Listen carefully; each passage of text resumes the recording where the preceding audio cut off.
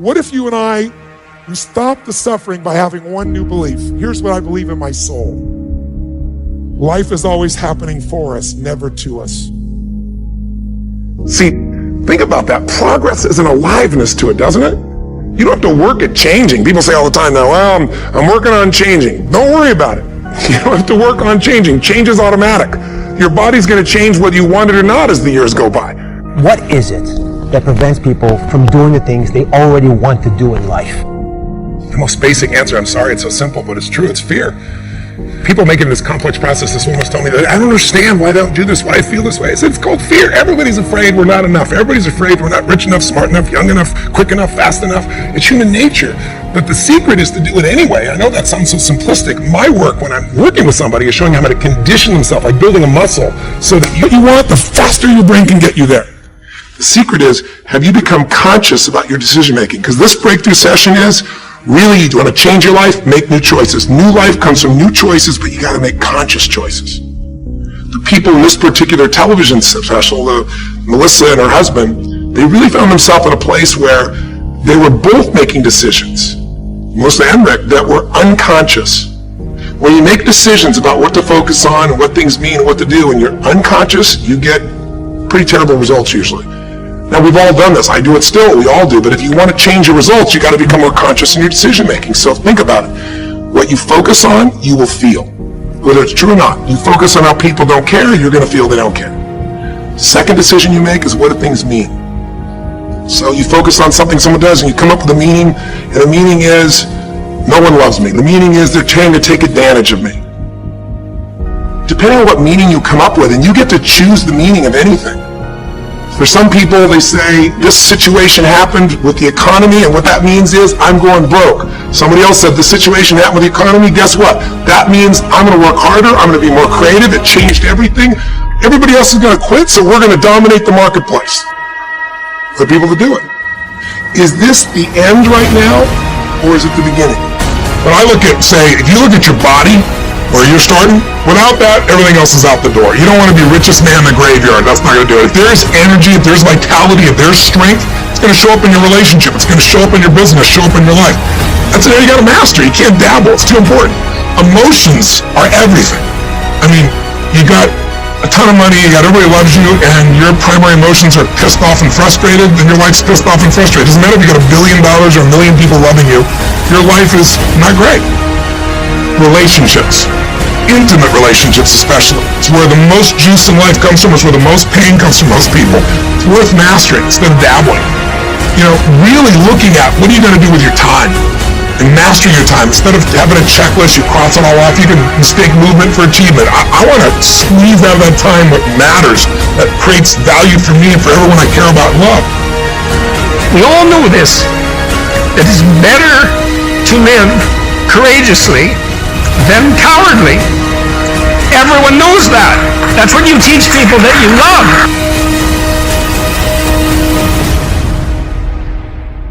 And we know that it's better to live truthfully than in deceit. And you can tell that too, because that's also what you tell people that you love. And we know that you should pick up your damn responsibility and move forward. Everyone knows that. It's part of our intrinsic moral nature. And that nature is there. I call it the cookie jar. You have to remind yourself. We all have a story. All of us have gone through very hard times. But when we're in a hard time, our mind has a way of forgetting what all we've overcome. I have a way of taking 1 second when I want to quit and saying, okay, you endured this. So I look at my life and how I came up as the ultimate training ground. Versus most people look at it as, why? Woe is me. God, why? Right, exactly. Why? Right. I had to flip this upside down and say, hang on a second. God was training me to be one of the baddest men on the planet Earth. That's how this was my journey. It's not difficult to communicate to people about this. Like, everyone knows that you wake up at 3 a.m. when you've let your life go off the rails, and that you berate yourself for your uselessness and your cruelty and your failure to take the opportunities that are in front of you. And if you were the master in your own house, in some sense, the captain of your own destiny, if there was no intrinsic nature, well, that would never happen. You'd just let yourself off the hook. There'd be no voice of conscience tormenting you. But no one escapes from that. And what that indicates to me is that, at least psychologically, we live in a universe that's characterized by a moral dimension, and we understand that well, and that moral failings have consequences, and that they're not trivial. They destroy you. They destroy your family. They destroy your community. And you can tell people that, and they listen because they know. They don't know they know. That's the thing, and maybe that's the thing about being an intellectual. You have the opportunity to articulate ideas that other people know, they embody, but they can't articulate. The very nature of being a human being is we are built to progress. We know that the human brain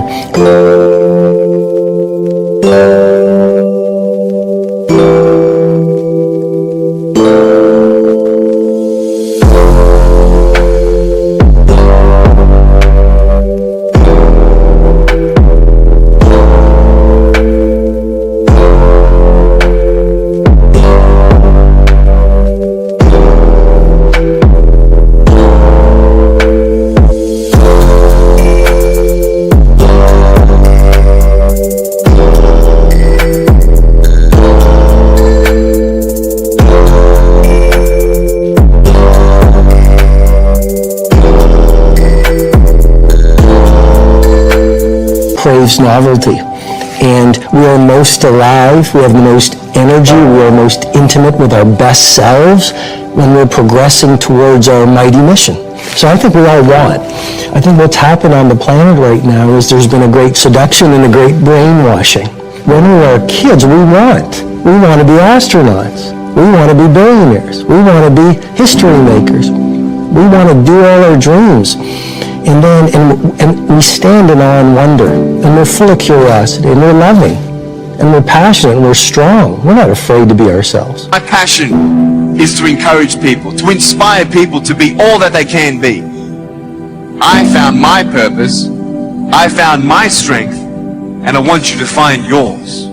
Don't be afraid of failing. Every time you fall down, every time you fail, you learn something new. You're ready for the next one. You've learned how not to do something. Well, then learn from it and move on. Leave what's behind and press forward. You can only win if you don't give up. Go for it. Don't let anything hold you back. If nothing's holding me back, what's holding you back? But as we leave the perfection of childhood, the hypnosis and the brainwashing begins. Our well-intentioned parents say, oh, you want to be an astronaut? You want to start a business when you grow up? You want to paint like Jean-Michel Basquiat? Be reasonable. And George Bernard Shaw said it better than I ever could. He said, the reasonable man adapts himself to the world. The unreasonable one persists in adapting the world to himself. Therefore, all progress depends on the unreasonable man. So that's our nature, but our parents give us limitation based on their limited psychology and their emotional patterns that they learn from their parents. Then we go to school and we're taught to live in a box, think in a box, dress like everyone else. Don't sing too loudly, don't dream too big, don't be too passionate. And then our peers do the same thing to us, and then society says, oh, tell me now, if you want to get out of my life, but tonight, in my heart, there is nothing, oh my heart, there's no better, in my heart, there is nothing, oh my heart, there's no better.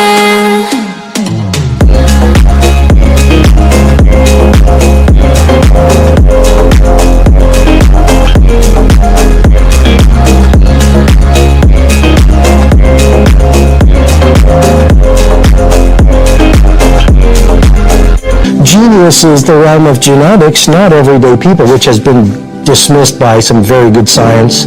You know, I mean, the 10,000-hour rule that we all know from Florida State University professor Anders Ericsson, it just confirms so much. So do something you're very passionate about, and don't try to chase what is kind of the hot passion of the day. I do think we all won. I think what's happened is as we've left who we truly are, we've contracted. And now it's all about staying safe in the world versus going out there and letting our primal genius shine. And a lot of people just have stuffed that pain of disappointment and their doubt really deep inside, and they just are addicted to distraction and escapes because they don't want to deal with their potential that they've denied.